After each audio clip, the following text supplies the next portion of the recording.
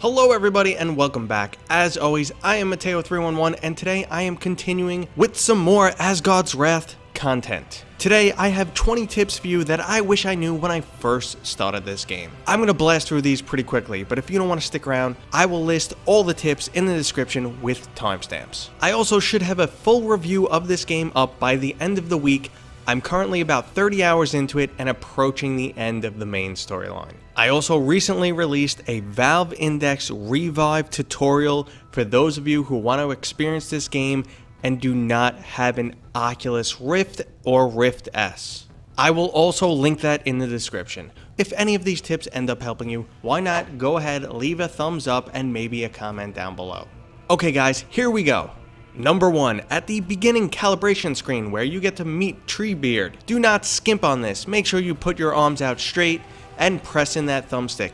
If you do not, your weapons will not line up where you expect them to be. If you screwed it up, you can always redo this at any time you are playing the game. So just stick your hands out straight, press in the thumbstick, and it will recenter everything.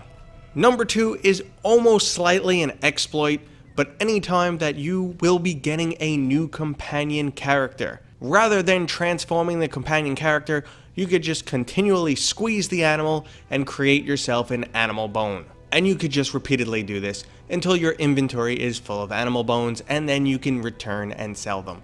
But as you progress in the game, there's easier ways to make quick money. Number 3 is possibly a no-brainer for the RPG fans, and that is pick up everything. Everything you find, collect. It doesn't matter if it's the enemy's arm or their weapons, their head.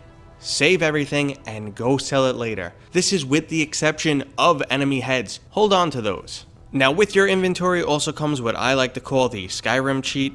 While you're in mid-combat, you can open up your inventory and proceed to use items. Now in the latest patch notes, they are making this optional. This feature can be turned off. Your inventory would be live, and on the hardest difficulty, that would be the setting by default.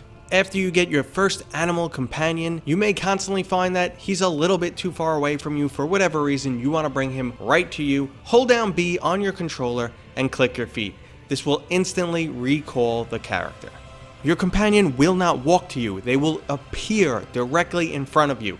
So you could also use this as a form of protection. If you suddenly see a large group of enemies directly in front of you, you can drop your animal companion between you and the enemy. If at any time you start a level and you do not have your animal companion, also using the B to recall does not work, well, you can open up your inventory and pull your companion out of the inventory into the physical world. If at any time in this game a puzzle or a battle glitches, all you need to do is leave the area. You can do this through the map, fast travel, and then return to the area and everything will be reset. In 30 hours, this has happened to me twice.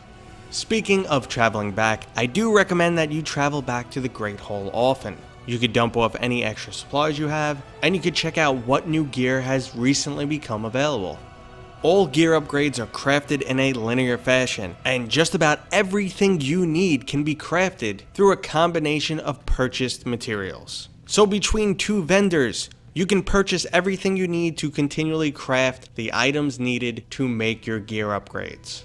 When you need gear from 2 different vendors, well, it's really convenient that you can teleport between both vendors and your storage chest. If you look down, you will notice there is a menu that tells you what key to press to teleport around the tavern. This saves a lot of time so you don't have to slowly walk up and down the stairs. And this is one I personally wish I noticed a lot sooner.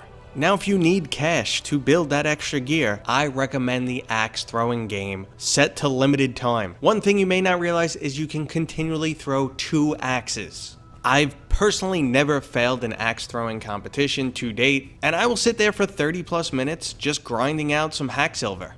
Another handy tip for crafting gear, you do not need your crafting materials in your belt pouch. They can be in your storage chest. When you are back on mission, do not just eat every random plant you come across, save them. There's a couple reasons for this.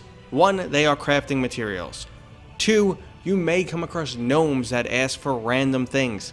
A lot of times they're asking for something from the actual level. Any potion you do have or plant you find, you can throw at your animal companion, they will catch it and use it. Anytime you come across a god shrine, it is meant to be used. And not just a one-time thing, it's usually a puzzle involving you jumping back and forth between mortal form and god form. Both entities will be required to proceed in the game. There are also totems located at every god altar. This is simply a couple pieces of wood, some animal headdresses that you need to slap back together, and you will be rewarded. Spend the minute or two it takes to find these. Now generally, if you cannot find the missing piece, move into the 4 furthest corners and just continually get a different perspective. They like to put some of the pieces just hidden around a nook and cranny. You could also do a type of blind man hand sweep, because if you do wave your hand over something you can pick up, the controller will vibrate, alerting you that something's there. Now I also highly recommend that you retraverse areas that you've completed. You will find that chests have reappeared, some new challenges may have been added, and also by this point you may have a new companion or a new character that either allows you to do something you couldn't do before, or just makes a task that you may have faced and couldn't complete that much easier.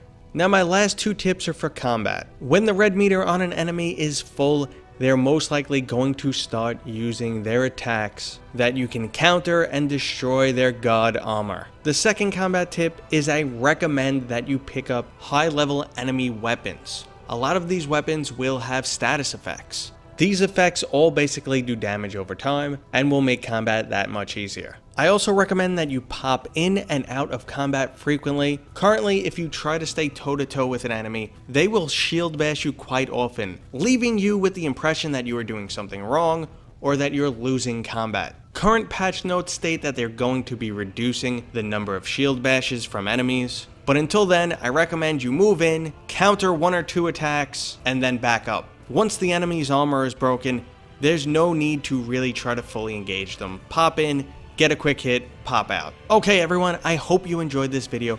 If you did, go ahead, give me a big thumbs up, leave your comments below. I know some of these tips were pretty basic, but I wish I knew all of this before I started the game, and I know there's a lot of people yet to even jump into the greatness that is Asgard's Wrath.